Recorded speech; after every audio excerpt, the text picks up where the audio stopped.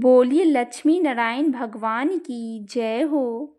पहली बार रख रहे हैं गुरुवार का व्रत तो भगवान विष्णु को प्रसन्न करने के लिए इस विधि से पूजा करेंगे तो भगवान विष्णु और माता लक्ष्मी की कृपा दृष्टि आप पर सदैव बनी रहेगी। हिंदू धर्म में देवी देवताओं और कुछ खास ग्रहों की कृपा पाने के लिए जप और व्रत का सबसे अच्छा तरीका माना गया है। विधि विधान से व्रत करने से मन, शरीर और आत्मा शुद्ध होती है। ऐसे में गुरुवार का दिन भी हिंदू धर्म में काफ़ी महत्व रखता है। गुरुवार को बृहस्पतिवार के नाम से भी जाना जाता है। गुरुवार का दिन भगवान विष्णु और देवताओं के गुरु बृहस्पति को समर्पित है। गुरुवार का व्रत बहुत फलदायी माना जाता है। इस दिन भगवान विष्णु और बृहस्पति देव की पूजा करने का विधान है। आइए जानते हैं बृहस्पतिवार व्रत की शुरुआत कब करना चाहिए। किसी भी महीने के शुक्ल पक्ष के अनुराधा नक्षत्र और गुरुवार के योग के दिन इस व्रत की शुरुआत करना चाहिए। नियमित 7 व्रत करने से गुरु ग्रह उत्पन्न होने वाला अनिष्ट नष्ट हो जाता है। कथा और पूजन के समय मन, कर्म और वचन से शुद्ध होकर मनोकामनाएं पूर्ति के लिए बृहस्पति देव से प्रार्थना करनी चाहिए। पीले रंग के चंदन, अन्न, वस्त्र और फूलों को इस व्रत में विशेष महत्व होता है। आइए जानते हैं बृहस्पतिवार व्रत की विधि। सूर्योदय से पहले उठकर स्नान आदि से निवृत्त होकर पीले रंग के वस्त्र पहनने चाहिए। शुद्ध जल छिड़ककर पूरा घर पवित्र करें। घर के ही किसी पवित्र स्थान पर बृहस्पतिवार की मूर्ति या चित्र स्थापित करें। तत्पश्चात पीत वर्ण के गंध, पुष्प और अक्षत से विधि विधान से पूजन करें। इसके बाद मंत्रों का जाप करें। धर्म, शास्त्र, अर्थ और ज्ञान के दर्शन के ज्ञाता, हे देवताओं के आचार्य, हे अचिंत्य, हे नाना प्रकार के दुखों को दूर करने वाले, मैं आपको नमस्कार करती हूँ। तत्पश्चात आरती कर व्रत कथा सुने। इस व्रत में एक समय ही भोजन किया जाता है। बृहस्पतिवार के व्रत में केले के वृक्ष की पूजा की जाती है। स्त्रियों के लिए यह व्रत अति आवश्यक माना गया है। आइए सुनते हैं बृहस्पतिवार व्रत की कथा। प्राचीन समय की बात है। एक नगर में एक बड़ा व्यापारी रहता था। वह जहाज़ों में माल लदवाकर दूसरे देशों में भेजा करता था। वह जिस प्रकार अधिक धन कमाता था उसी प्रकार जी खोलकर दान भी करता था, परंतु उसकी पत्नी अत्यंत कंजूस थी। वह किसी को एक दमड़ी भी नहीं देने देती थी। एक बार सेठ जी जब दूसरे देश व्यापार करने गए तो पीछे से बृहस्पति देव ने साधु के वेश में उसकी पत्नी से भिक्षा मांगने आए। व्यापारी की पत्नी बृहस्पति देव से बोली, हे साधु महाराज, मैं इस दान और पुण्य से तंग आ गई हूँ। आप कोई ऐसा उपाय बताइए जिससे कि मेरा सारा धन नष्ट हो जाए और मैं आराम से रह सकूं। मैं यह धन लुटता हुआ नहीं देख सकती। बृहस्पति देव ने कहा, हे देवी, तुम बड़ी विचित्र हो। संतान और धन से कोई दुखी होता है? अगर अधिक धन है तो इसे शुभ कार्य में लगाओ। कुंवारी कन्याओं का विवाह करवाओ। विद्यालय और बाग बगीचे का निर्माण करवाओ। ऐसे पुण्य कार्य करने से तुम्हारा लोक और परलोक सार्थक हो सकता है। परंतु साधु की इन बातों से व्यापारी की पत्नी को खुशी नहीं हुई। उसने कहा, मुझे ऐसे धन की आवश्यकता नहीं है जिसे मैं दान दूं। तब बृहस्पति देव बोले, यदि तुम्हारी ऐसी ही इच्छा है तो तुम एक उपाय करना। 7 बृहस्पतिवार घर को गोबर से लीपना। अपने केशों को पीली मिट्टी से धोना। केशों को धोते समय स्नान करना। व्यापारी से हजामत बनाने को कहना। भोजन में मांस मदिरा खाना। कपड़े अपने घर पर धोना। ऐसा करने से तुम्हारा सारा धन नष्ट हो जाएगा। इतना कहकर बृहस्पति देव अंतर्ध्यान हो गए। व्यापारी की पत्नी ने बृहस्पति देव के कहे अनुसार 7 बृहस्पतिवार वैसा ही करने का निश्चय किया। केवल 3 बृहस्पतिवार बीते थे कि उसकी समस्त धन संपत्ति नष्ट हो गई और वह परलोक सिधार गई। जब व्यापारी वापस आया तो देखा कि उसका सब कुछ नष्ट हो चुका है। उस व्यापारी ने अपनी पुत्री को संतावना दी और दूसरे नगर में जाकर बस गया। वह वहाँ जंगल में लकड़ी काट कर लाता और शहर में बेचता। इस तरह वह अपना जीवन व्यतीत करने लगा। एक दिन उसकी पुत्री ने दही खाने की इच्छा प्रकट की, लेकिन व्यापारी के पास दही खरीदने के पैसे नहीं थे। वह अपनी पुत्री को आश्वासन देकर जंगल में लकड़ी काटने चला गया। वहाँ एक वृक्ष के नीचे बैठ अपने पूर्व दशा पर विचार करके रोने लगा।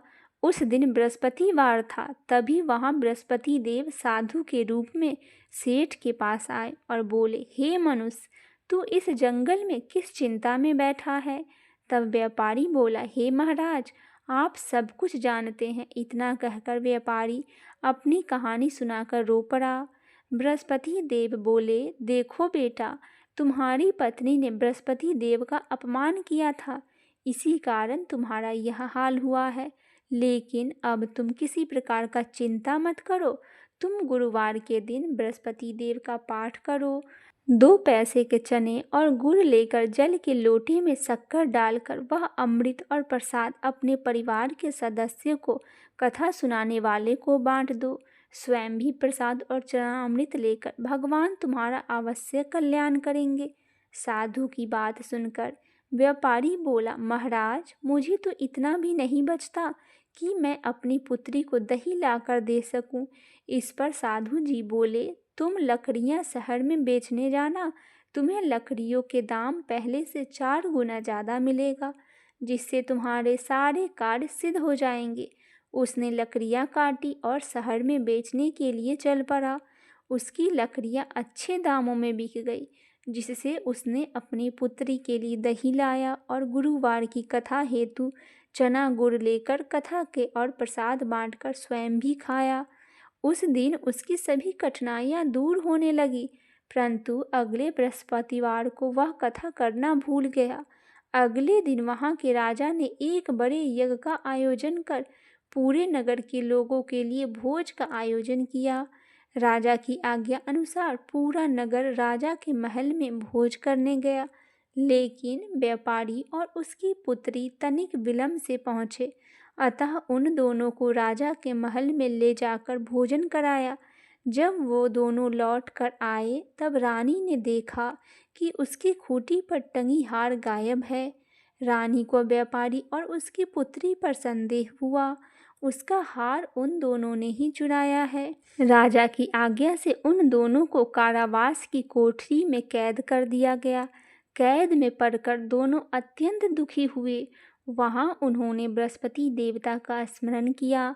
बृहस्पति देव ने प्रकट होकर व्यापारी को उसकी भूल का आभास कराया और उन्हें सलाह दी कि गुरुवार के दिन कैद खाने के दरवाजे पर तुम्हें 2 पैसे मिलेंगे। उनसे तुम चने और मुनक्का मंगवाकर विधि पूर्वक बृहस्पति देवता का पूजन करना। तुम्हारे सब दुख दूर हो जाएंगे। बृहस्पतिवार को कैद खाने के द्वार पर उन्हें 2 पैसे मिले। बाहर सड़क पर एक स्त्री जा रही थी। व्यापारी ने उसे बुलाकर गुड़ और चने लाने को कहा। इस पर वह स्त्री बोली, मैं अपने बहू के लिए गहने लेने जा रही हूँ, मेरे पास समय नहीं है। इतना कहकर चली गई। थोड़ी देर बाद वहाँ से एक और स्त्री निकली।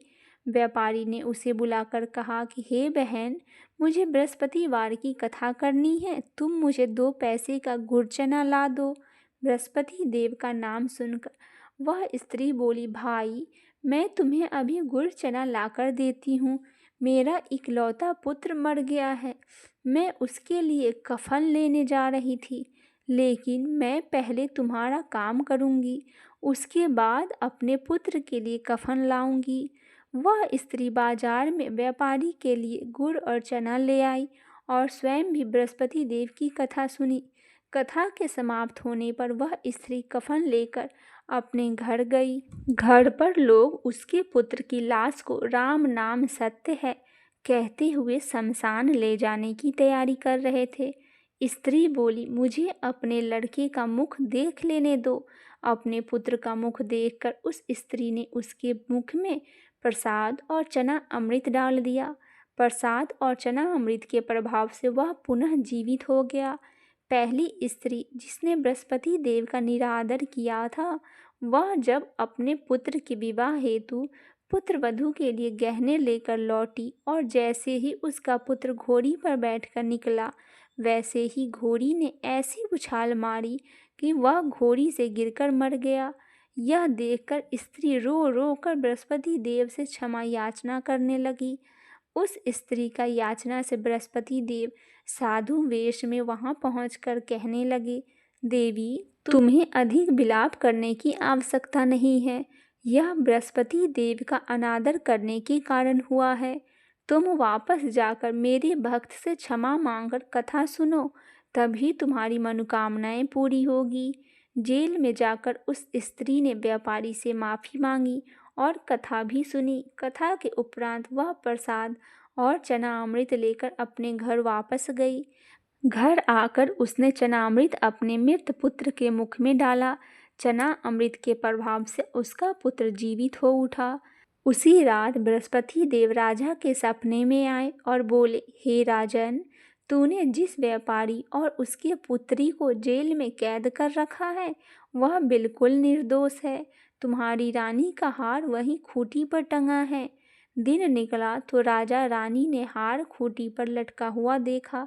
राजा ने उस व्यापारी और उसकी पुत्री को रिहा कर दिया और उन्हें आधा राज्य देकर उसकी पुत्री का विवाह उच्च कुल में करवाकर दहेज में हीरे जवाहरात दिए।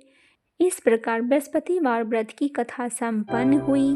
आशा करती हूँ मेरी ये छोटी सी प्रस्तुति आपको पसंद आई होगी। पसंद आए तो चैनल को सब्सक्राइब, वीडियो को लाइक और शेयर अवश्य करें और कमेंट में बृहस्पति भगवान की जय हो अवश्य लिखें।